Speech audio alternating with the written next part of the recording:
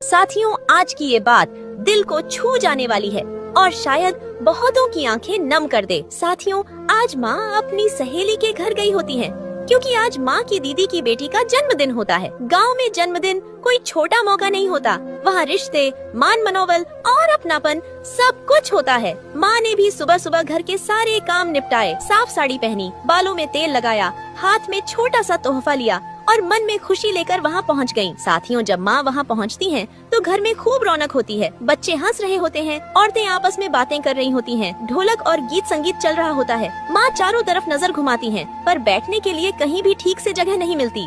फर्श पर पहले से लोग बैठे होते हैं, कुर्सियाँ सब भरी होती हैं। माँ को खड़ा देखकर भी कोई कुछ नहीं कहता। माँ थोड़ी झिझकते हुए पास रखी एक सोफे वाली कुर्सी पर बैठ जाती हैं। साथियों, तभी माँ की दीदी की नजर माँ पर पड़ती है और वो ताने भरे शब्दों में कह देती हैं, अरे तेरी क्या औकात है जो तू इस सोफे पर बैठ सके, उठ वहाँ से। साथियों, ये शब्द माँ के दिल में ऐसे चुभते हैं जैसे किसी ने नमक छिड़क दिया हो। माँ का चेहरा उतर जाता है, आंखें झुक जाती हैं। माँ बिना कुछ कहे चुपचाप सोफे से उठ जाती हैं। उस भरे हुए घर में माँ खुद को सबसे अकेला महसूस करती हैं। थोड़ी देर बाद माँ वहाँ से बिना कुछ खाए पिए चुपचाप घर लौट आती हैं। साथियों, रात को माँ देर तक सो नहीं पाती, आंखों के सामने वही शब्द घूमते रहते हैं, तेरी क्या औकात। सुबह होते ही माँ चुपचाप आंगन में बैठ जाती हैं। टूटी फूटी लकड़ियाँ, पुराने कट्टे, फेंकी हुई रस्सियाँ और बेकार पड़ा सामान इकट्ठा करती हैं। माँ के चेहरे पर दर्द भी होता है और हौसला भी। साथियों, माँ खुद से कहती हैं, अगर दूसरों के घर के सोफे पर बैठने की मेरी औकात नहीं तो मैं अपने घर में खुद का सोफा बना लूंगी। माँ अपने हाथों से लकड़ी जोड़ती हैं, कट्टों में भूसा भरती हैं,